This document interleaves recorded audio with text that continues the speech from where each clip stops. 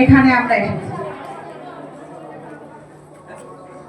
শ্রী ঠাকুরকে আমরা ভালোবাসি, একটু হলেও সবাই সবার মতন করে ভালোবাসি।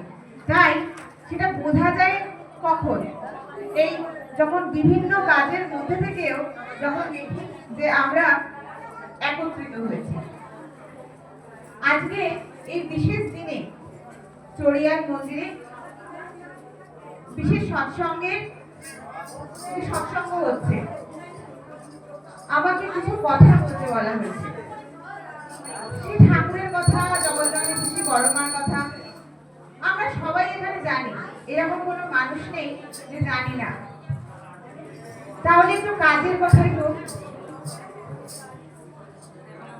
আজ থেকে প্রায় কিছু মাস আগে, জুলাই মাসে এই অঞ্চলে ডিপি ওয়ার্কসটা এমন পর্যায়ে পৌঁছে গিয়েছিল যে সেই কথা শুনে পূজ্যপাদ আচার্যদেব খুব খুশি হয়েছিলেন। যখন 7 দিনের পরিক্রমা হয়েছিল, সেই 7 দিনের পরিক্রমা যখন হয়েছিল, শুরু হয়েছিল তখন সামনে এইরকমই অনেক মায়েরা ছিলেন।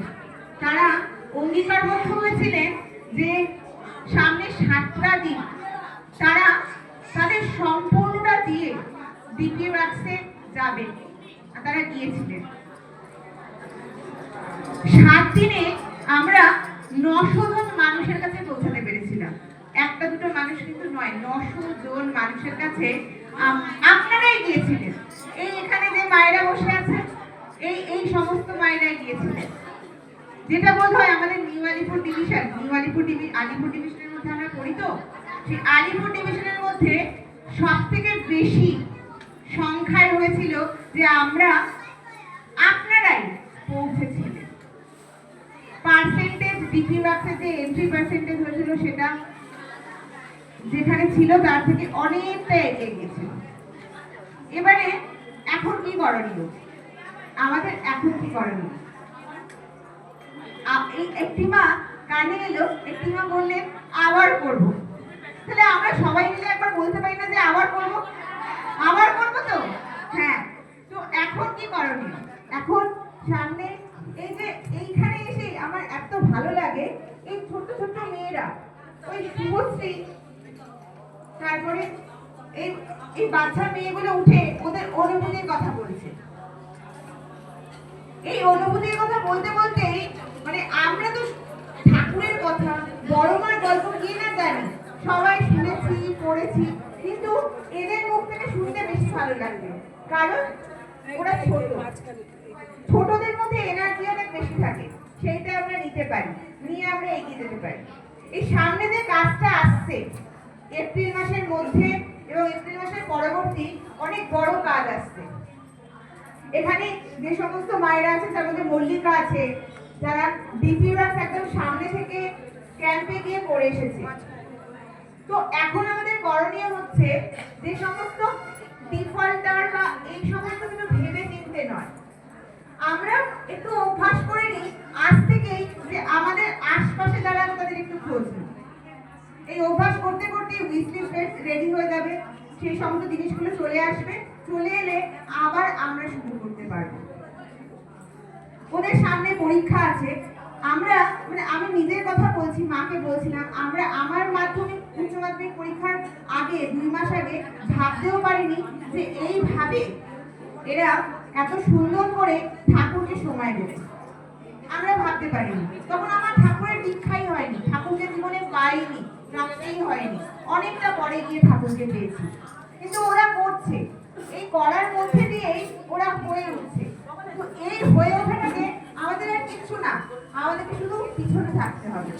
ওরাই করবে, সমস্ত কিছু ওরাই করবে। এই 7,137,000 একদিনে প্রায় 56 জন মানুষ বেরিয়েছিলেন। মুখের কথা, তাহলে আপনারাই কিন্তু করেছেন।